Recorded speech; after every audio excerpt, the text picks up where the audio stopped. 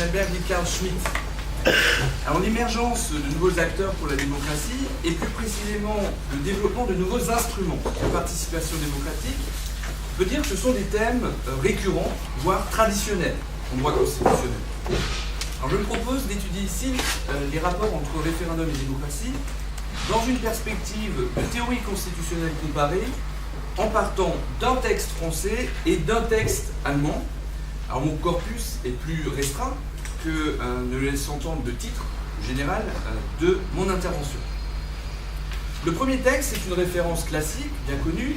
Il s'agit des considérations théoriques sur la question de la combinaison du référendum avec le parlementarisme. Un article qui a été publié par Raymond Carré de Malberg en 1931 dans la Revue du droit public. Le deuxième texte, c'est un ouvrage relativement court de Carl Schmitt, paru en 1927. Il s'intitule, je le dis en allemand, Volksentscheid und Volksbegehren, ein Beitrag zur Auslegung der Weimarer Verfassung und zur Lehre von der unmittelbaren Demokratie. L'ouvrage n'a pas été traduit en français, je vous proposerai donc ma propre version française du texte, et pour commencer, de son titre, qu'on peut traduire ainsi, Référendum et initiative populaire, contribution à l'interprétation de la Constitution des Weimar et à la théorie de la démocratie directe.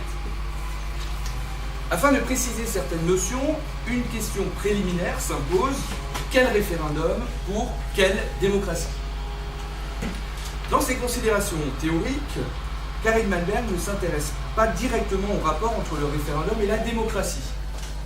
Le titre de son article fait référence, je cite, à la combinaison du référendum avec le parlementarisme. Mais dans le corps du texte, la notion de démocratie apparaît bien à plusieurs reprises.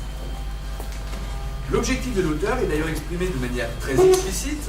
Il cherche à dépasser l'opposition classique entre démocratie et régime représentatif en montrant que les institutions démocratiques telles que le référendum sont compatibles, je cite, avec le régime représentatif et parlementaire. Par conséquent, elles sont compatibles, ou elles seraient compatibles avec la Troisième République qui ne connaît pas ce type de mécanisme. Ceci expliquant peut-être cela, les choses sont moins évidentes lorsqu'il s'agit d'identifier la notion de référendum. Il faut souligner tout d'abord que le terme de référendum employé par Carré de Malberg s'écrit sans accent dans sa forme ancienne. Une analyse plus précise du discours de l'auteur montre que le concept de référendum qu'il utilise est finalement relativement indéterminé, comme en témoignent certaines formulations. Il parle, je cite, du référendum et autres institutions similaires. À la même page, des institutions de consultation populaire directe et notamment du référendum. Plus loin, il évoque les moyens de participation populaire directe tels que le référendum. Dans les pages suivantes, d'autres expressions apparaissent, plus précises, mais de manière plus ponctuelle. Je vous donne quelques exemples. Votation populaire, initiative populaire, demande populaire de référendum, demande de référendum, ou encore demande de référer au peuple. Mais Carré de Malberg emploie principalement le terme référendum tout au long de l'article, dans un sens plus ou moins restrictif selon les cas, et sans jamais toujours définir de manière très claire dans quel sens il l'emploie.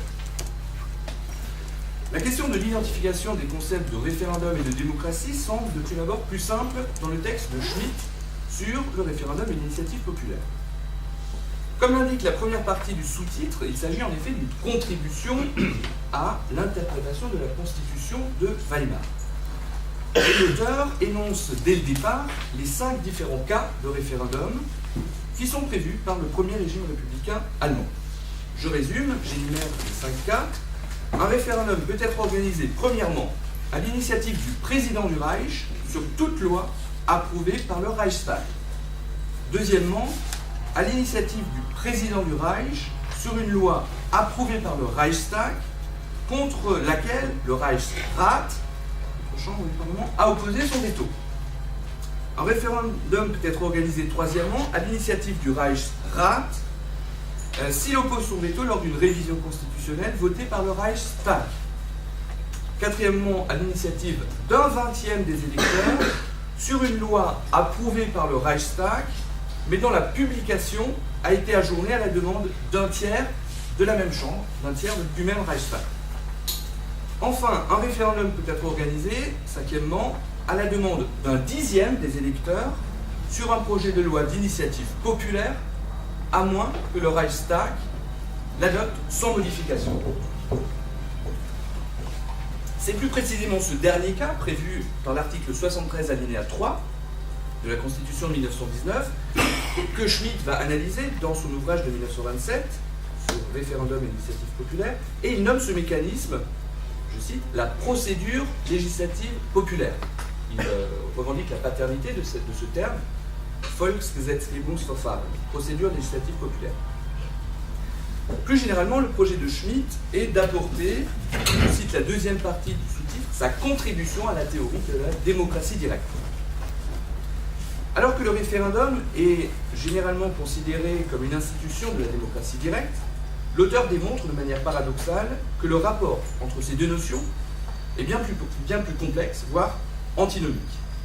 En résumé, mais j'y reviendrai, Schmitt considère, je cite, que l'immédiateté de la démocratie ne se laisse pas organiser sans qu'elle cesse d'être immédiate.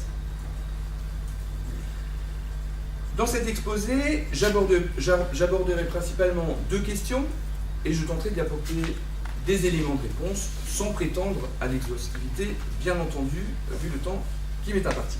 Je m'intéresserai d'abord au caractère démocratique de la procédure référendaire avant d'examiner le problème du référendum comme outil de représentation démocratique. Donc, premier point, première question, dans quelle mesure la procédure référendaire est-elle démocratique? Je traiterai cette question en privilégiant deux angles d'approche, le problème des seuils quantitatifs et des limitations matérielles, d'une part, et l'absence de délibération, d'autre part. Tout d'abord, le problème des seuils quantitatifs et des limitations matérielles. Une première série de critiques, généralement formulées à l'égard de la procédure référendaire, est fondée sur l'argument de son caractère restrictif ou limité. En ce sens, le référendum est parfois considéré comme n'étant pas assez démocratique lorsque sa mise en œuvre est jugée trop contraignante, à cause notamment de seuils quantitatifs élevés. Seuil de recevabilité, seuil de qualification pour l'initiative populaire, quorum ou majorité renforcée pour le référendum. Dans le même sens, le déficit démocratique de la procédure référendaire peut reposer sur son caractère restrictif lorsqu'elle exclut un certain nombre de matières de son champ d'application. Cette question a ressurgi très récemment en France lorsque l'opposition a réclamé un référendum sur le mariage pour tous, que le président de la République a considéré que cette matière ne rentrait pas dans le champ d'application de l'article 11 de la Constitution de 1958. En Allemagne, le référendum législatif n'existe plus au niveau fédéral depuis 1949, mais il est prévu aujourd'hui par les constitutions des 16 États fédérés. Et tous les Länder allemands excluent aujourd'hui, de manière plus ou moins explicite, certaines matières de la procédure législative populaire, notamment les lois de finances ou les lois ayant des conséquences financières. Ces limitations du champ référendaire qu'on trouve aujourd'hui dans les Länder allemands s'inscrivent dans la continuité de la République de Weimar. L'article 73 alinéa 4 de la Constitution de 1919 réserve en effet au seul président du Reich le droit de demander un référendum sur, je cite, le budget, les lois fiscales et de compte. Le privilège accordé par la Constitution de Weimar au président en matière budgétaire est alors interprété par la doctrine et par la jurisprudence comme une exclusion de ces matières hors du champ de l'initiative populaire. Schmitt, ainsi que la doctrine dominante sous Weimar, va justifier cette conception restrictive de la procédure législative populaire dans son texte de 1927. Et son argumentation va constituer une référence, parfois un argument d'autorité, bien au-delà de la République de Weimar. L'ouvrage de Schmitt constitue en effet parfois une référence, une citation même, très précise dans les décisions de certaines cours constitutionnelles des Länder allemands. Par exemple, en Bavière, en 1976, on a une décision qui cite l'ouvrage de Schmitt, et même plus tard encore, dans le Land de Saxe, dans une décision de 2002. Cette première série de critiques liées au seuil quantitatif et aux limitations matérielles, elle est fondée, je le disais, sur le caractère restrictif ou limité de la procédure référendaire, et elle est très souvent invoquée par les partisans d'un développement des institutions de participation démocratique qui jugent que ce qui existe n'est pas assez démocratique. La deuxième critique que je souhaite évoquer est en revanche l'un des principaux arguments avancés par les adversaires du référendum. Il s'agit de l'absence de délibération dans la procédure référendaire. Deuxième problème, l'absence de délibération. De ce point de vue, la position de Karim Malberg se distingue très nettement de celle de Schmitt lorsqu'il affirme dans ses considérations théoriques, je le cite, la citation est un peu longue, « Du moment que l'on base la puissance de l'État et de ses organes sur l'idée de souveraineté de la volonté générale, il devient manifestement impossible de refuser voix délibérante, et même voix décisive à ceux en qui la volonté générale prend sa source et sa consistance, c'est-à-dire aux citoyens, s'assemblant à cet effet en un collège unique et indivisible. » Plus loin, Karim Malberg considère, je cite, qu'il y a une relation immédiate et inéluctable entre les concepts qui ont servi à fonder la puissance parlementaire et les institutions démocratiques permettant à la communauté des citoyens de faire entendre sa voix. En tout cas, Karim Malberg insiste sur cette idée de voix délibérante qu'il s'agit de donner au peuple, même s'il ne traite pas directement de la question de la délibération en tant que telle. Dans son ouvrage sur le référendum et l'initiative populaire, Schmitt défend une thèse radicalement différente. Le point de départ de sa critique repose sur la notion d'acclamation. La notion d'acclamation constituerait le fondement de la démocratie et, plus que ça, elle va lui permettre d'analyser autrement les institutions de la démocratie dite directe. Je cite l'auteur, « Cette découverte scientifique de l'acclamation est le point de départ d'une analyse des procédures de démocratie directe ou pure. » Pour l'auteur, les institutions de participation populaire qui sont mises en place par la Constitution de Weimar ne peuvent pas être qualifiées de démocratiques au sens strict. Pourquoi ? Je cite la raison qu'il invoque. La votation au suffrage individuel et secret, qui n'est pas précédée d'une délibération publique prévue par la procédure, détruit les possibilités spécifiques du peuple rassemblé. Je répète, la votation au suffrage individuel et secret, qui n'est pas précédée d'une délibération publique prévue par la procédure, détruit les possibilités spécifiques du peuple rassemblé.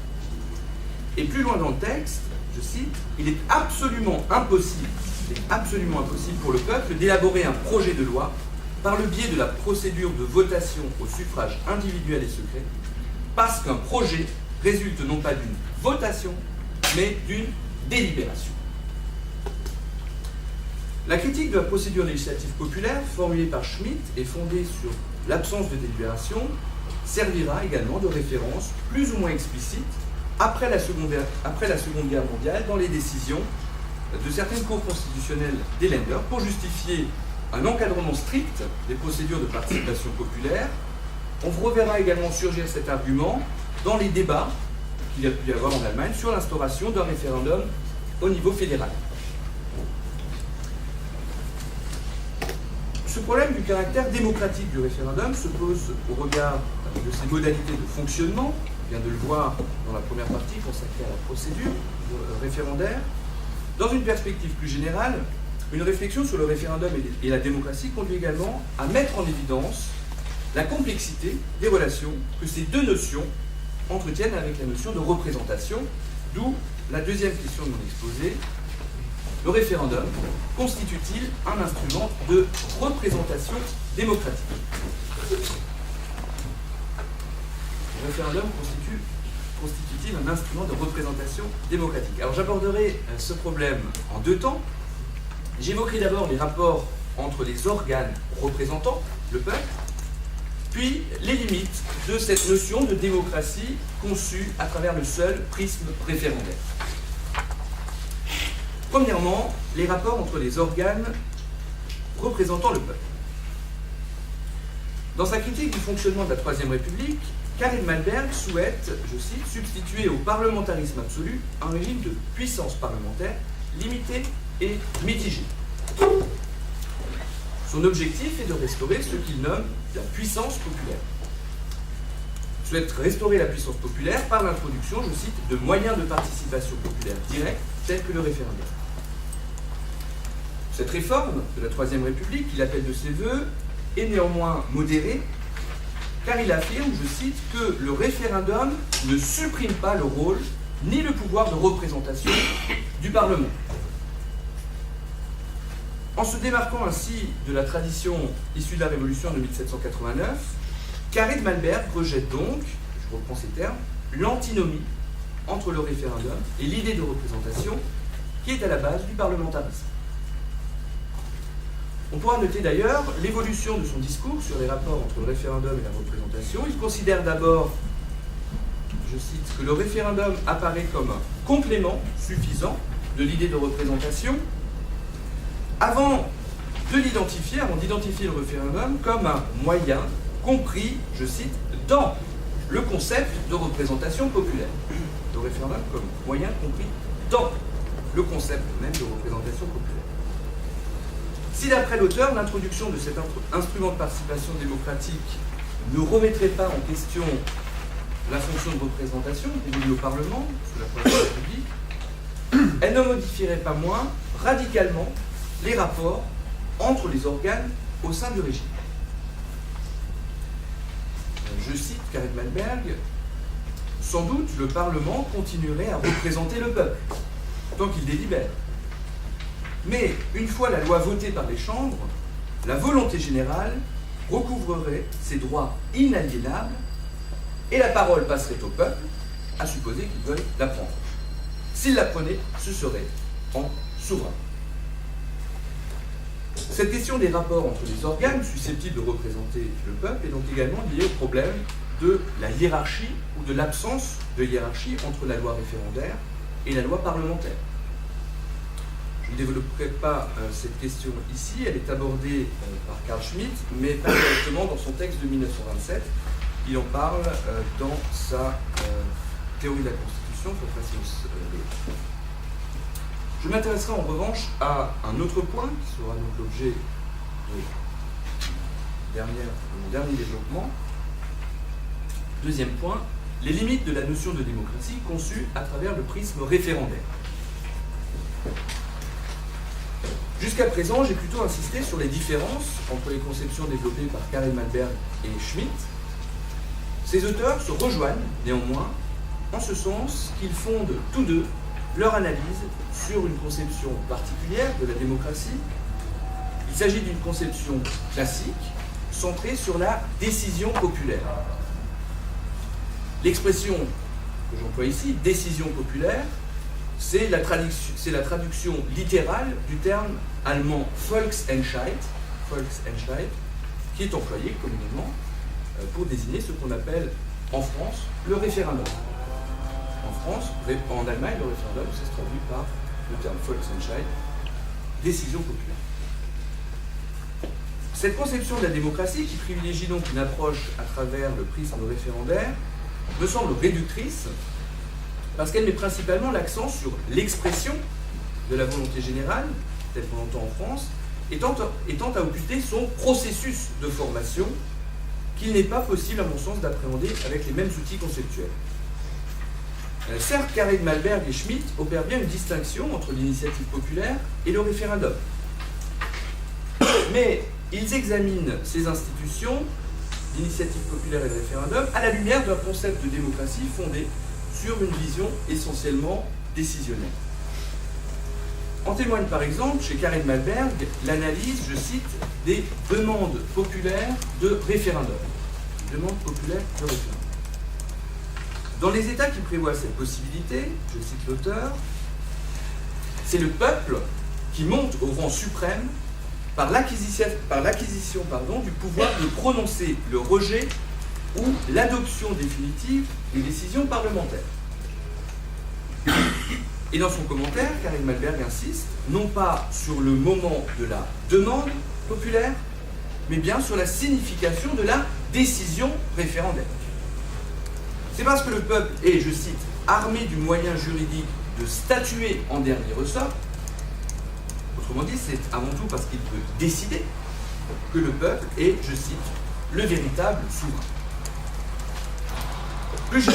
Plus généralement, les institutions de participation démocratique sont pensées par Karin Malberg au regard d'un concept de puissance populaire qui associe très étroitement les notions de souveraineté, de volonté générale et de peuple. Une tendance comparable s'observe chez Schmitt, qui considère que l'initiative populaire et le référendum sont deux moments distincts, mais faisant partie d'une même procédure spéciale qu'il nomme la procédure législative populaire. Cette approche le conduit à généraliser la critique du référendum fondée sur l'absence de délibération. Il applique en effet cet argument de l'absence de délibération dans le référendum à l'ensemble de la procédure législative populaire et, par conséquent, va jusqu'à nier la possibilité même d'une initiative législative populaire. Si le référendum est souvent présenté comme l'institution démocratique par excellence, concevoir la démocratie à travers le seul prisme référendaire est réducteur, voire trompeur. Il ne permet d'envisager la démocratie que dans sa dimension décisionnelle et majoritaire, en occultant les phénomènes juridiques qui relèvent de ce que Buckenford nomme le pouvoir politique potentiel. Je pense notamment au développement des droits de l'opposition parlementaire et plus généralement de la minorité politique. Il y a, je pense, une évolution indéniable de la réalité démocratique, de la réalité juridique démocratique, qu'on ne peut pas occulter, de mon point de vue, sans risquer de figer le discours juridique lui-même sur la démocratie. Je vous remercie pour votre attention.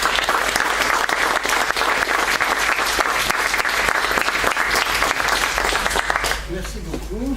Alors, nous entendons immédiatement Madame Bosch. Alors, merci à Véronique Champagne d'être là et Jean-Marie Danquin de m'avoir invité à réfléchir sur les nouveaux acteurs de la démocratie en général et sur les lobbies dans la démocratie en particulier. Les lobbies mènent des actions de lobbying par l'entremise de lobbyistes. Ce sont des opérateurs privés qui cherchent à influencer les autorités publiques dans la prise de décision à la faveur des actions menées par des consultants internes ou externes en relations publiques ou relations institutionnelles. Ce sont des groupes qui tentent à défendre leurs intérêts dans l'élaboration par l'exécutif et le législatif des textes normatifs en recourant au service de consultants que l'on appelle au Québec les spécialistes du couloirage ou du vestibulage, une expression très imagée et signifiante selon moi. Le lobbying est à mon sens trois choses. C'est d'abord un fait. Il désigne la manifestation des intérêts privés, qu'ils soient économiques ou civiques, au cours des processus décisionnels. C'est ensuite une technique qui consiste à défendre des intérêts auprès du personnel politique afin d'obtenir une décision, si ce n'est favorable, à tout le moins la moins défavorable possible. Et enfin, le lobbying, c'est une conception qui admet la perméabilité des autorités publiques à l'expression des intérêts privés, traduisant ainsi une approche assez particulière de la relation entre la sphère publique et la sphère privée, entre l'unité et la pluralité, entre le général et le particulier. Alors, étudier les relations que peuvent entretenir démocratie et lobby est bien d'actualité, alors que le rapport Sirug a été présenté le 27 février 2013 et que ce rapport dit clairement la nécessité de l'activité de lobbying. Je cite, « Les groupes d'intérêt sont un moyen pour le législateur d'obtenir des informations sur la manière dont la loi est appliquée et sur les moyens de l'améliorer, de sortir du tête-à-tête avec l'exécutif, de multiplier les sources d'informations, de mieux connaître les attentes de la société civile. » Mon propos ne traitera pas de la régulation et de la réglementation du lobbying. L'occasion m'a déjà été offerte auparavant d'étudier les mécanismes d'enregistrement et les règles de déontologie qui sont appliquées au lobby. Mon point de vue sera plus théorique, moins technique. Je vais tâcher de mener quelques pistes de réflexion afin d'aborder la question de savoir si la démocratie peut, voire doit, admettre en sus du gouvernement par le peuple une gouvernance par les intérêts, d'où l'intitulé de la communication que j'ai proposée, gouvernement par le peuple, gouvernance par les intérêts. Alors de prime abord, l'expression gouvernement par le peuple semble renvoyer à une définition essentielle, substantielle du régime démocratique qui bénéficie d'une certaine aura philosophique. En revanche, l'expression gouvernance par les intérêts paraît se rapporter à une conception gestionnaire, procédurale des processus décisionnels qui pâtit d'une image assez techniciste. Pourtant, en travaillant sur ces deux expressions, je me suis rendu compte de la nécessité de relativiser le sentiment d'opposition qui pouvait apparaître de prime abord. Parce que j'en suis venue à penser qu'il y avait une proximité entre gouvernement par le peuple et gouvernance par les intérêts. Pourquoi ? Parce que le terme de gouvernance désignait en ancien français l'art et la manière de gouverner, et ce jusqu'au XIVe siècle, époque à laquelle il a été remplacé par le terme de gouvernement. À cette époque-là, le terme de gouvernance va apparaître dans la langue anglaise et va revenir dans la langue française au XXe siècle d'une manière détournée, d'abord par la gouvernance économique dans le cadre de la gestion d'entreprise, ensuite par la gouvernance politique. Gouvernance étant un terme qui a été préféré à celui de gouvernabilité qu'on trouvait en Amérique latine. Bien sûr, gouvernabilité n'ayant rien à voir avec la gouvernementalité telle que exposée par Michel Foucault dans ses cours au Collège de France. Alors, reprenons la définition de Philippe Schnitter, que j'aime bien, de la gouvernance. Je cite : « Une méthode ou un mécanisme de résolution d'une vaste série de problèmes ou de conflits par laquelle ou lequel les acteurs parviennent régulièrement à des décisions mutuellement satisfaisantes ou contraignantes à travers la négociation et la coopération lors de la mise en œuvre de ces décisions. » Alors, à lire cette définition, la bonne gouvernance a une résonance, à mon sens, assez modeste. Et pourtant, je n'ai pas pu m'empêcher, en la lisant et en la relisant, de trouver qu'elle faisait écho à la définition donnée par Raymond Aron du gouvernement démocratique comme une organisation constitutionnelle de la concurrence pacifique pour l'exercice du pouvoir. Question. Est-ce que la gouvernance peut être appréhendée comme la modalité pratique de mise en œuvre technique du gouvernement qui, lui, serait considéré comme la conception institutionnelle de la volonté démocratique ? Alors, si tel est le cas, l'opposition n'est plus tellement entre gouvernement et gouvernance, l'opposition serait plutôt entre peuple et intérêt. Et alors là, de nombreuses questions sont posées à moi. Le peuple a-t-il un intérêt ou des intérêts ? Les intérêts peuvent-ils être représentés ? Le peuple peut-il être envisagé comme composé de groupes qui ont des intérêts particuliers ? Est-ce que les groupes peuvent défendre leurs intérêts particuliers dans le cadre de la définition de l'intérêt général ? Est-ce que les intérêts des groupes sont compatibles, voire solubles dans la définition de l'intérêt général du peuple ? Bon, en bref, j'ai tâché d'en faire une seule question, qui serait celle-ci. La gouvernance par les intérêts confisque-t-elle le gouvernement par le peuple ou contribue-t-elle au gouvernement par le peuple ? Alors, rassurez-vous, cette question est très ancienne. Les acteurs politiques que sont les groupes ne sont pas nouveaux. Alors, aux États-Unis, le rôle des lobbies est admis au titre du premier amendement qui a été proposé en 1789 et adopté en 1991, dérivé de la Magna Carta et de la Déclaration des droits. Les droits de réunion, de pétition, d'association sont affirmés avec une assise constitutionnelle et permettent ainsi une reconnaissance, une consécration de la participation des groupes d'intérêt à l'ingénierie démocratique, ce que James Madison a bien relevé dans les papiers du fédéralisme.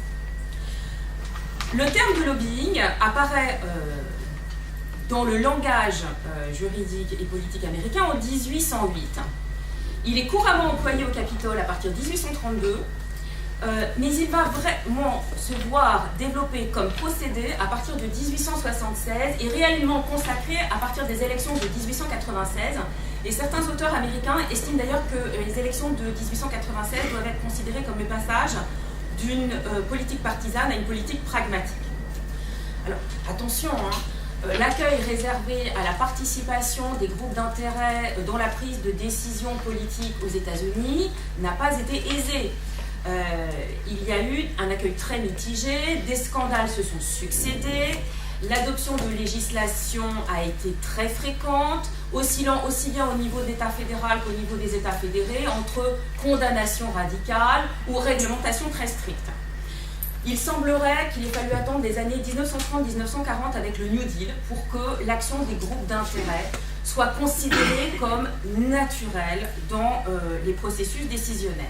Alors, ne serait-ce que cette reconnaissance de la participation des groupes d'intérêt a conduit à une redéfinition, réinvention de la notion de démocratie, et ça apparaît dans la doctrine américaine avec des auteurs comme Bentley, Byrd, Lowy ou Macfarlane, qui en sont arrivés à considérer qu'on en était arrivé à une deuxième république des États-Unis, qu'on avait, à partir du constat du pluralisme juridique, la nécessité de développer ce que Macfarlane appelle l'équilibre civique. Qu'en est-il en France? Qu'en est-il en Europe en général? Bon, la liberté d'association n'apparaît pas dans la Déclaration des droits de l'homme de 1789, elle n'est pas dans les constitutions. Finalement, ça va être la loi Le Chapelier qui va établir le cadre dans lequel va être appréhendée la participation des groupes. Quel est le cadre? Aucun. Quelle est la participation des groupes? Aucune. Alors, hostilité marquée à l'égard des groupes d'intérêt, oui. Toutefois, cette hostilité doit être très vite nuancée parce qu'en réalité, on va voir réémerger la notion de l'intervention des groupes d'intérêt de manière très rapide.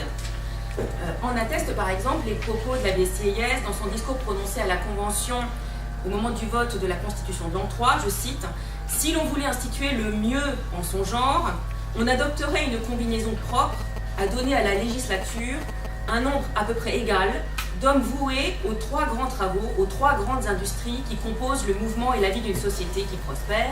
Je parle de l'industrie rurale, de l'industrie citadine et de celle dont le lieu est partout et qui a pour objet la culture de l'homme. » En fait, les anciennes corporations qui ont été condamnées, qui ont été prohibées, réapparaissent très rapidement. Au-delà de ce propos de Sieyès, on peut renvoyer également à l'État napoléonien qui a mis en place dès 1802 des instances consultatives, que l'on pense aux chambres de commerce ou aux chambres de manufacture, ou des conseils supérieurs comme le Conseil supérieur de l'instruction publique, le Conseil supérieur de l'agriculture, le Conseil supérieur du travail. Et dans ces instances consultatives, il y avait une volonté de représentation des différentes professions pour aider à l'élaboration de la norme. L'idée d'une représentation professionnelle est même consacrée à l'article 33 de l'acte additionnel de 1815, selon lequel, je cite, « l'industrie et la propriété manufacturière et commerciale auront une représentation spéciale ». Alors cette disposition a été prise à l'encontre de l'avis de Benjamin Constant, qui a été particulièrement en colère, et qui marque la représentation professionnelle comme reconnue. Il s'agissait tout bonnement de céder, de faire quelques concessions au milieu industriel, et somme toute à très peu de frais, puisque la représentation professionnelle représentait seulement 23 des 629 députés. L'idée ensuite n'est pas reprise dans les autres constitutions, mais elle demeure présente dans les écrits de Durkheim, Bourgeois, Oriou, Duguy, et puis plus tard de Romano et de Gurwitch. De sorte que envisager la compatibilité, la complémentarité entre gouvernement par le peuple et gouvernance par les intérêts en vient à poser la question de savoir si la démocratie peut conjuguer la représentation au pluriel. Alors, soit on considère que la représentation des intérêts remplit une fonction critique, parce qu'elle manifeste les difficultés, les apories, les impasses de la représentation du peuple, qui souffre d'une appréhension trop formaliste, trop artificielle, trop éloignée de la réalité du corps social. Soit on considère que la représentation des intérêts assure une fonction constructive, c'est-à-dire qu'elle vient compléter la représentation du peuple par la mise en œuvre de règlements parallèles de gestion pacifique de différends, par la mise en action de leviers additionnels de légitimation des normes et des institutions. Alors on peut même arriver à penser que, loin d'être contraire à la démocratie, comme certains peuvent le soutenir, le lobbying, les lobbies sont un révélateur de l'état démocratique d'un régime, que loin d'être opposé au gouvernement du peuple, la gouvernance des intérêts est une marque du caractère démocratique du régime. Alors, une fois qu'on a posé cela, deux questions doivent être traitées, que je vais traiter de manière très rapide, puisque l'introduction a été très intense et très dense. Deux questions. La première, c'est les modalités de cette représentation qui doit être revue pour tenir compte non seulement des individus, mais des groupes.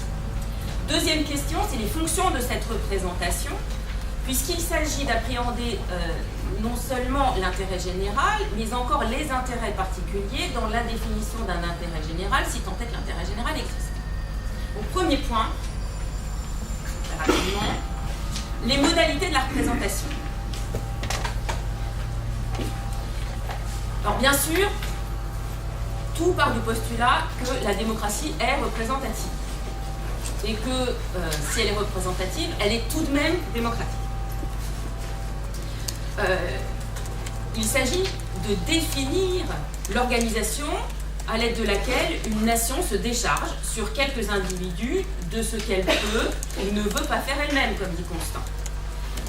Il s'agit de choisir quelques-uns seulement entre eux pour s'occuper de tout, ce que les besoins publics peuvent exiger de soins et de surveillance, comme dit Sieyès. Alors, comment penser cette représentation, les modalités de cette représentation? Alors, d'une part, en admettant la représentation des groupes d'intérêt. Deuxièmement, en organisant cette représentation des groupes d'intérêt. Très brièvement, en ce qui concerne l'admission de la représentation des groupes d'intérêt, elle suppose de ne pas adopter une position moniste, mais de choisir la position pluraliste qui va reconnaître la possibilité pour des groupes d'intérêt de participer à l'élaboration de la norme et à l'élaboration du droit. Pourquoi ? Parce qu'il doit y avoir une relativisation de l'État, pour prévenir la tyrannie. Je vous renvoie aux propos très clairs de Duguy dans le droit social, le droit individuel et la transformation de l'État sur ce point. Il s'agit aussi de rendre compte de la diversité sociale. Alors, de rendre compte de la diversité sociale de manière qu'elle renferme le plus possible de l'homme et de la vie, qu'elle soit proportionnelle non seulement aux opinions, qui ne sont qu'une minime partie, mais de tout ce qui en nous est humanité, vie et force sociale. C'est ce que disait Charles Benoît dans un rapport présenté à la Chambre en 1905. Et comme le dit Léon Duguy, la nation, ce ne sont pas seulement les individus et les partis, ce sont aussi les groupements fondés sur des communautés d'intérêt. Alors la question est de savoir quels sont les groupes d'intérêt qu'on va admettre à représenter. Alors pour Duguy, ça sera les syndicats. Bon, la faible capacité mobilisatrice des syndicats nous invite à regarder un peu plus loin et à admettre les groupes d'intérêt, qu'il s'agisse des groupes d'intérêt économiques, institutionnels, sociaux, confessionnels, environnementalistes, humanitaires. Une fois qu'on a admis la représentation des groupes d'intérêt, la question se pose de comment l'organiser. Alors pourquoi la question se pose de leur organisation ? Parce que si la représentation des intérêts a des avantages, elle a quand même des sacrés inconvénients. Premier inconvénient, c'est celui d'emporter un ferment de désagrégation de l'unité du corps social. C'est ce dont avait peur Esmin. on risque d'avoir une décomposition de l'unité de la nation. Deuxième risque, c'est l'inégalité entre les groupes d'intérêt qui vont être représentés. Alors ça a été très bien montré par Charles Wright Mills aux États-Unis. Les groupes d'intérêt les mieux pourvus, alors économiquement, financièrement, relationnellement, socialement, sont les plus puissants pour faire valoir leurs intérêts. En conséquence, les moins pourvus, qui défendent généralement des intérêts civiques et généralement plus collectifs, eux, ont moins d'accès et moins d'influence. Alors l'idée a été de développer ce qu'on appelle le néocorporatisme, c'est de prévoir des groupes d'intérêt institutionnalisés. Mais alors pour le coup, c'est peu satisfaisant puisque c'est l'État qui va déterminer les intérêts qui seront représentés. Et deuxième effet, va établir des relations très étroites au point que les institutions peuvent apparaître comme les propres groupes d'intérêt des classes, des élites qui vont les contrôler. Alors si ça peut être moins présent dans les pays occidentaux, on sait très bien que dans d'autres pays, notamment latino-américains, le phénomène de l'oligarchie, où on a une relation très étroite entre la haute administration, les partis politiques et les groupes industriels, entraîne une désappropriation des institutions du peuple par les plus pourvus. Voici pour les modalités de la représentation. Qu'en est-il des fonctions de la représentation? Comment, autrement dit, comment les groupes d'intérêt peuvent contribuer à l'élaboration de la loi? Comment les intérêts particuliers peuvent-ils participer de la définition de l'intérêt général? Quelle part les intérêts particuliers, défendus par des groupes, peuvent prendre à la conception de l'intérêt général qui doit être comme cette valeur essentielle qui doit soudre de l'expression de la loi? Ça demande en fait d'aborder deux points, où là je vais être encore très brève: la contribution des groupes à la création du droit et la participation des groupes à la fabrique de la loi. Ça demande donc, dans un premier temps, de reconnaître que des groupes peuvent participer à la création du droit. Et là encore, on est obligé de se dégager de la doctrine moniste et d'adopter une optique pluraliste selon laquelle tout individu, toute action humaine est créatrice de droit. Et là, on est dans le cadre des positions de Ehrlich, Gurvitch ou Romano. Mais la question qui se pose, c'est de savoir comment les ordres catégoriels qui vont être à l'origine d'ordres juridiques infra-étatiques vont s'organiser les uns avec les autres. Alors Gurvitch nous dit que de toute manière, ils s'organisent parce qu'ils sont indépendants. Bon, les autres penseurs du pluralisme sont un peu plus organisés dans le sens où ils estiment qu'il y a quand même une suprématie de l'ordre étatique qui va ordonnancer les ordres infra-étatiques. Romano parle de la relevance. Donc si on estime que les ordres juridiques particuliers qui sont créés par les groupes d'intérêt vont être intégrés dans l'ordre juridique étatique, la question est de reconnaître que cette contribution des groupes d'intérêt à la création du droit participe de la fabrication de la loi. Et là, c'est le deuxième point que je voudrais aborder avec vous, c'est comment penser cette participation des groupes d'intérêt à la fabrique de la loi. Alors, le doyen Carbonnier le disait bien, il y a deux solutions, très simples. Soit on estime que les ordres juridiques infra-étatiques sont soumis au droit, sont infra-étatiques et finalement ne sont pas de la loi. Soit on estime que c'est du droit qui doit advenir dans la loi et à ce moment-là, il faut les intégrer. La question est de savoir comment organiser cette intégration. Et bien sûr, c'est l'ordre étatique qui va le déterminer, qui va définir quelles considérations porter aux ordres juridiques catégoriels, quelle participation accorder aux groupes d'intérêt dans l'élaboration et l'application dans l'ordre juridique étatique des ordres juridiques catégoriels infra-étatiques. Et là, l'État doit bien voir son intérêt. Son intérêt, c'est de faire d'impliquer les groupes d'intérêt, soit pour légitimer ces normes et ces institutions, et aussi pour bénéficier avec les groupes d'intérêt de relais pour assurer l'application de la norme en vue de son effectivité. Sauf que pour obtenir cet avantage, il doit assurer une régulation. Et cette régulation va demander deux choses. D'abord, d'organiser l'accès au processus décisionnel. Cet accès doit être ouvert à tous les groupes d'intérêt pour avoir une logique vraiment pluraliste et permettre une véritable influence de tous les groupes d'intérêt. Et une fois dit cela, il y a une deuxième exigence qui est celle de soutenir l'action des groupes d'intérêt qui sont les moins pourvus. C'est-à-dire les groupes d'intérêt qui défendent des intérêts civiques, qui sont des groupes qui ont un intérêt vraiment collectif, qui serait plus proche de l'intérêt général. Mais généralement, comme ces groupes ont des intérêts plus larges, moins cohérents, ils ont une faculté et une volonté d'action moins importante que des groupes industriels, économiques, financiers, bancaires, etc., qui ont des intérêts plus restreints et plus cohérents. Donc la nécessité est d'assurer, de soutenir les intérêts particuliers ayant un intérêt collectif à participer. Ça a été toute la théorie de Mancur-Olson. Alors pour conclure, la gouvernance des intérêts peut apparaître comme nécessaire au gouvernement du peuple. Les lobbying peuvent même apparaître comme nécessaires à la démocratie. Et j'en viens à penser, à soutenir, que les intérêts et les groupes d'intérêts ne devraient pas être appréhendés, comme c'est souvent le cas, comme des manifestations de la société contre l'État, de la société constituée contre l'État, mais bien d'une société constituée avec l'État pour faire advenir le peuple.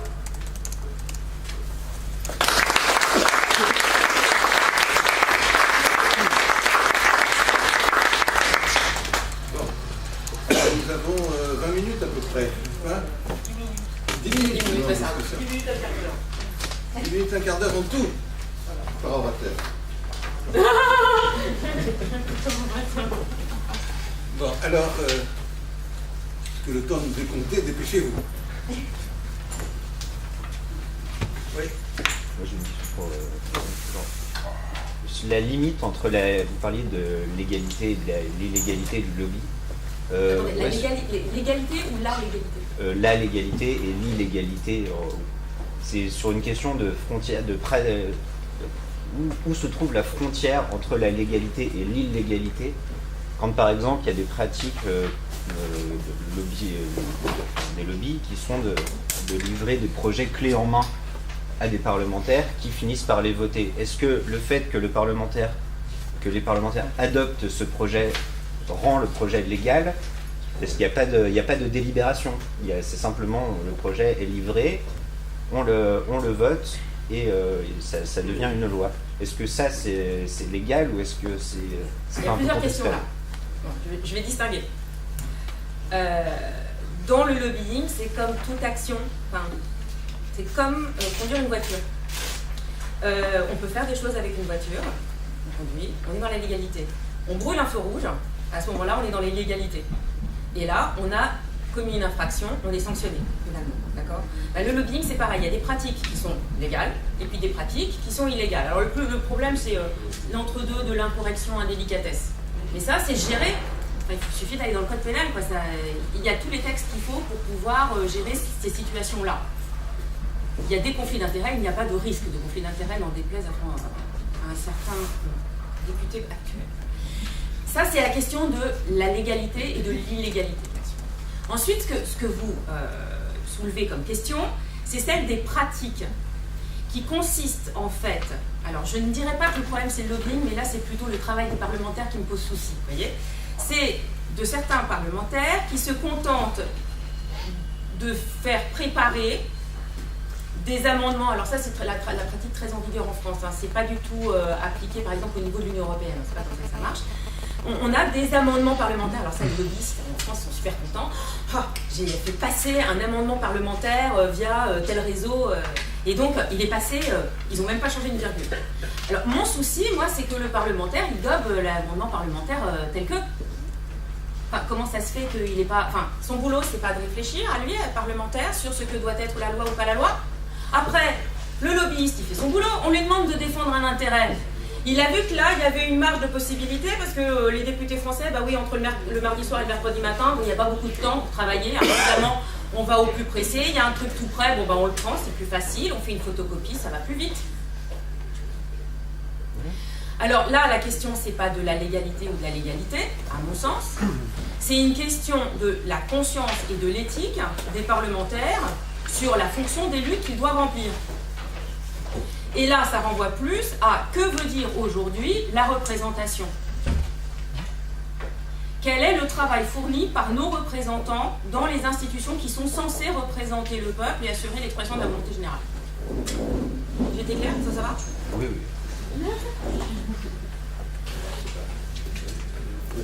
Une question pour les deux intervenants, un peu de principe. Pour Stéphane, tu as parlé du référendum comme d'une restauration, en tout cas en imputant ça à Karel Malvert, comme une restauration de la puissance populaire. Mais de toute manière, le peuple est puissant à partir du moment où on lui donne une volonté. Et d'une certaine manière, sa volonté juridique est toujours la même. Sauf à considérer qu'on a bien deux types de peuples, un peuple qui serait présent dans sa volonté, et puis dans sa volonté juridique, et puis un peuple qui serait concret. Et autre question qui rejoint exactement celle-là, Marie-Laure a dit tout à l'heure que le lobbying pouvait entraîner une désappropriation du peuple. D'accord, mais qui est le peuple? Des institutions. J'ai noté du peuple, moi. Désappropriation du peuple. À ce moment-là, qui on désapproprie, étant donné qu'on ne reconnaît le peuple qu'à travers l'expression d'une volonté juridique? Bon, Stéphane, à toi. J'ai 30 secondes pour réfléchir. Quand j'ai parlé de restauration, je pense. Restauration de la puissance. Non, mais tu ne sais pas quoi tu J'ai employé le citais. verbe restaurer, pour être tout à fait précis. Mais effectivement, ce que je disais, c'était que Karel de Malberg a le projet, a l'ambition, l'objectif de restaurer la puissance populaire à travers l'introduction de mécanismes de participation démocratique pour pallier le parlementarisme absolu, qui confisque la possibilité pour les citoyens de participer à l'expression de la volonté générale. C'est Karel Malberg qui le dit. Je considère que c'est un moment important dans l'évolution, dans l'émergence du citoyen comme acteur effectif. D'accord, j'ai bien compris, mais ça veut dire qu'on distingue le citoyen du peuple. Parce que, tout à fait. D'accord, tout à fait. Mais là, ça pose des questions importants problèmes qu'on a évoqués. Tout à fait. Oui, tout à fait. Alors, je me souviens de ce que je voulais dire, mais je ne me souviens pas de ce que j'ai dit. Donc, ce que je voulais dire, et alors j'ai certainement dû très mal l'exprimer. Non. Alors peut-être que ça pose les mêmes questions d'ailleurs. Hein. C'est que en reconnaissant la participation des groupes d'intérêt, avec la collusion qu'il peut y avoir entre les groupes d'intérêt les plus puissants, une administration et une autre fonction publique, et des partis politiques qui viennent des mêmes réseaux, sociologie et du droit qu'on connaît bien, on arrive à une appropriation par cette espèce d'élite des institutions. Ce qui fait que les canaux d'expression de la volonté générale, j'ai du mal à comprendre ce truc, la volonté générale, j'ai beaucoup de mal à le saisir, je ne sais pas ce que c'est, voilà, hein, qui normalement devrait faire passer quelque chose du peuple, voilà, et le peuple non plus, je ne sais pas très bien ce que c'est, voilà. Et bien alors là, pour le coup, je sais très bien que là, c'est une oligarchie qui va en profiter. Voilà, c'était simplement ça. J'ai bien compris cette idée, mais on tombe toujours sur le problème, c'est que si on ne sait pas... Alors, on peut réfléchir à l'inverse. On peut réfléchir à l'inverse, c'est-à-dire... non, mais je veux pas... En même temps que je réfléchis, donc attention. Si on se... Enfin, en tout cas, moi, je suis choquée de voir que des groupes particuliers, une certaine oligarchie, pour prendre les termes latino-américains, s'emparent, contrôlent, s'approprient les institutions. Ça veut dire que si ça me choque, normalement, ça ne devrait pas être contrôlé par une oligarchie économique, financière, politique, etc. Conclusion. Ça veut dire que ces institutions devraient être ouvertes à autre chose que ces groupes. Alors, c'est quoi cette autre chose que ces groupes? Bon, la conclusion, ce ne sont pas les groupes industriels, ça va être les groupes civiques, ça ne va pas être les partis politiques, ça va être des associations qui sont vraiment représentées, ça va ne pas être la haute administration publique, ça va être le petit peuple. Comme quoi, on en revient quand même à quelque chose qui est de l'ordre de la question de classe et de ségrégation sociale dans l'utilisation des institutions. Alors après, ce champ-là, c'est pas le mien d'étude. Non, j'entends bien, mais il faudra bien qu'on ait à un moment, si on veut organiser ça juridiquement, une définition de ce qu'est le petit peuple. Oui. Ah oui. Désolé. Alors déjà, j'ai une définition négative, alors peut-être qu'on va progresser, après on aura une définition positive, ce sera un peu mieux. Moi j'ai une question en fait concernant la définition du lobbying. Parce que vous avez parlé du lobbying comme l'activité par laquelle on fait valoir les intérêts d'un groupe représentant certaines catégories. Est-ce que vous faites rentrer dans cette définition l'activité par laquelle rentrer les intérêts d'un seul? Expliquez-moi là. Oui, je prends un exemple très concret. Quand un gouvernement décide de positionner, de demander son avis à l'Ordre national des médecins, c'est une catégorie représentant les intérêts qui est l'Ordre national des médecins. Quand le gouvernement fait la même chose en demandant à l'Institut Mérieux qui pense qu'il y a un laboratoire pharmaceutique qui a des intérêts qui sont très précis, ce qu'il pense de telle ou telle disposition dans le cadre d'une directive, dans le cadre d'un projet de loi, est-ce que vous considérez qu'à chaque fois, Oui.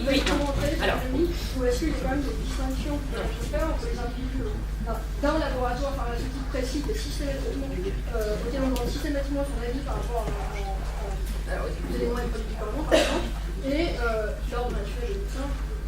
D'accord. Alors, je ne suis pas rentrée dans ces détails-là, mais l'idée, c'est que le lobbying, c'est la représentation par des acteurs privés, des opérateurs privés, de la défense de leurs intérêts auprès des autorités publiques. Les opérateurs privés, ça peut être un laboratoire, ça peut être une association, une fédération sectorielle, une association intersectorielle. Donc un groupe, une multinationale, peut intervenir. Alors après, la question qui se pose, c'est quand on a par exemple un groupe comme Mérieux, qui va être représenté par Mérieux, qui va être représenté par l'association des entreprises pétrochimiques et pharmaceutiques, qui va être représenté par le CEFI, qui va finalement faire son discours 10 fois.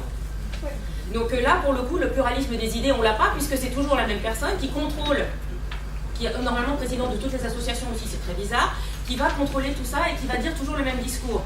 Donc les parlementaires, ils vont recevoir ça, ils vont se dire, ah bien, il y a 10 personnes différentes qui m'ont dit 10 fois la même chose, donc ça veut dire qu'il y a une égalisation, il y a une pluralisme des idées, sauf qu'en regardant par derrière, c'est la même personne qui a écrit tous les mêmes discours. Donc là, ça pose question. La deuxième chose, c'est savoir si les parlementaires, quand ils auditionnent ou quand ils font des consultations au niveau de l'Union européenne, ouvrent à d'autres champs. C'est-à-dire que si on écoute les groupes pharmaceutiques, il faut aussi écouter Greenpeace, France Environnement, les Amis de la Terre, l'Ordre des pharmaciens, l'Ordre des médecins, etc. Donc il faut avoir un grand panel. Mais tout ça, c'est du lobbying, dans ma définition. Je sais pas, est-ce qu'on peut encore 5 minutes. Alors, donc Jean-Marie Danquin, Jean-Marie d'abord. Je vais me lever parce que je sais mieux entendre. Je pense que je m'adresse à Sébastien Schott, dont j'ai apprécié, comme d'habitude, les propos sur un sujet que j'ai un peu connu quand j'étais au gouvernement antérieur. Mais je me pose une question pour prolonger sa réflexion qui est la suivante. Vous avez opposé, en vous référant à un certain nombre d'auteurs et en vous référant à la nature des choses, la représentation, la décision à la délibération. Et ceci est un argument qui est traditionnellement développé pour opposer le référendum et la démocratie représentative, supposait-elle, comme à partir de ce principe, selon l'idée actuelle sur laquelle, du côté de la démocratie représentative, il y a délibération, alors il ne peut pas y avoir délibération du côté de l'autre. C'est une idée traditionnelle et dont on comprend bien la logique, mais je me demandais, et je voudrais avoir votre opinion sur ce point, si c'est encore vrai. Ce clivage fonctionne encore ainsi. Parce que, qu'est-ce que nous observons aujourd'hui? Nous observons un monde qui a beaucoup d'inconvénients, mais qui a un avantage au moins, c'est qu'il y a une discussion très large à travers les médias, à travers les nouveaux moyens de communication, etc., etc. Et donc la société discute avec elle-même. Quel est le seul endroit où on ne discute plus? C'est le Parlement. Parce qu'il y a une majorité, parce que les gens votent selon les directives de la majorité, et dans le cas de doute, on va demander l'avis du président de la République, dans le cas favorable où le président de la République a un avis. Et le résultat, c'est que Évidemment, la vie n'est pas le même selon la nature de la majorité du président de la République, mais on peut, par exemple, je ne cite personne, je n'évoque personne en particulier, mais on peut avoir un président de la République dont la philosophie implicite est qu'il convient de prendre aux pauvres pour donner aux riches. Et à ce moment-là, on va dire c'est la démocratie parce qu'il a été élu, il y a une majorité qui le soutient. Bon. Donc, de ce point de vue-là, il me semble qu'il y a quand même des phénomènes étranges du point de vue de l'idée ancienne, je reconnais, archaïque, dinosauresque de démocratie, d'une part, et d'autre part, il me semble que si on voulait qu'il y ait un véritable débat, une véritable délibération, il faudrait faire un référendum. C'est à travers le référendum et une discussion,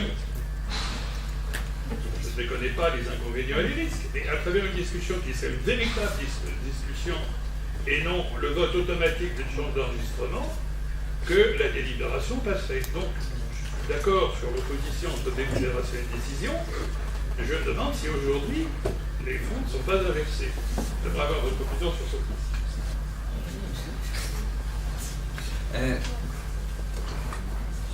Alors l'opposition entre décision et délibération, j'en ai parlé à propos de Carl Schmitt en disant qu'il critiquait le référendum, l'argument traditionnel, parce qu'il ne permettait pas la délibération. Alors cela dit, dans le même texte de 1927, Schmitt, c'est une nuance, une première nuance que j'apporte, Schmitt ne dit pas qu'il n'y a pas de délibération du tout. Et en fait, il rejoint ce que vous avez dit tout à l'heure. Il considère qu'il y a la délibération, mais dans la société civile. Et ce qu'il regrette, ce qu'il critique, c'est que la délibération publique ne soit pas organisée par la procédure. Autrement dit, qu'elle échappe au droit. Premièrement, pour nuancer cette distinction. Deuxièmement, concernant toujours cette distinction entre décision et délibération, je pense qu'il y a une ambiguïté chez Schmitt, parce que dans les textes qui sont réunis dans l'ouvrage traduit en français sous le titre Parlementarisme et démocratie, donc c'est plusieurs ouvrages distincts, plusieurs textes distincts rassemblés dans un même ouvrage en français, des textes de 1923 et 1926. Alors dans cet ouvrage-là, dans ces textes-là, en fait, il va critiquer la délibération dans le cadre de sa remise en question du parlementarisme.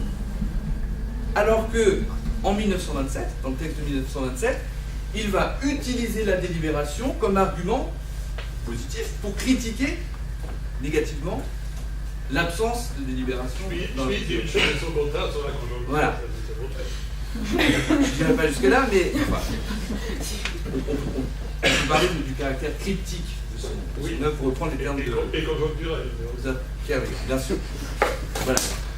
Mon sentiment personnel, si on regarde l'évolution des choses, je considère qu'il n'y a pas d'opposition entre délibération et référendum en général, tout simplement parce que si on regarde l'évolution du droit positif aujourd'hui, par exemple dans les États fédérés allemands que je connais un peu mieux, la délibération, ou plus généralement des phénomènes délibératifs, sont maintenant organisés par le droit positif des Länder. Mais je pense qu'il faut avoir une définition plus large, extensive de la notion de délibération, comme je considère qu'il faut avoir une définition plus large de la notion de représentation. Là, je pense qu'on se rejoint tout à fait. Par exemple, ce n'est qu'un exemple, les Länder peuvent organiser le débat public en fixant des délais particuliers entre le moment de l'initiative et le moment de l'examen par le Parlement du texte avant l'éventuel passage au référendum. Autre exemple, les dispositions des constitutions ou des lois des Länder peuvent prévoir la possibilité d'initiatives concurrentes. Lorsque un groupe d'intérêt, c'est souvent des groupes d'intérêt, dépose une initiative populaire, il est possible dans certains Länder, c'est organisé par le droit, c'est saisi juridiquement, il est possible pour d'autres groupes ou pour le gouvernement, éventuellement, de proposer un contre-projet d'initiative exécutive ou éventuellement dit populaire. Est-ce que je peux Tout à fait permettre à Jacques Chevalier de poser cette question? Ça s'inscrivait tout à fait dans l'échange qui a eu lieu. Il y aurait beaucoup de choses à dire d'ailleurs sur deux interventions. Enfin, juste sur un point, moi je suivrai assez la théorie de Bernard Manin qui dit que la démocratie, c'est la délibération. Fondamentalement, c'est-à-dire c'est une décision qui est générée à la suite d'une discussion collective, et une véritable discussion, qui permet échange, qui permet que les positions s'infléchissent, s'influencent mutuellement, etc. Et donc du même coup, si on conçoit ça comme ça, la représentation parlementaire, c'est un moyen qui a été construit pour une bonne délibération, dans la mesure où dans l'enceinte parlementaire, il y avait cet échange d'arguments, etc.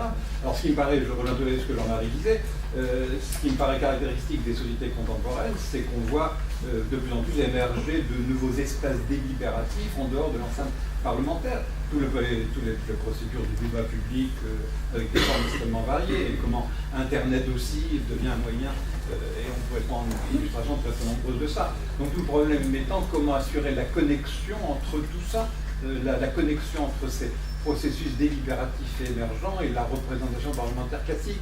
Alors pour en revenir à la question posée, je crois que ce que vous venez de dire me paraît très intéressant, parce que a priori le référendum c'est pas un processus délibératif, parce que sommer les gens de répondre par oui ou par non, c'est pas une délibération, et c'est un choix qu'on leur impose, ils sont sommés de trancher.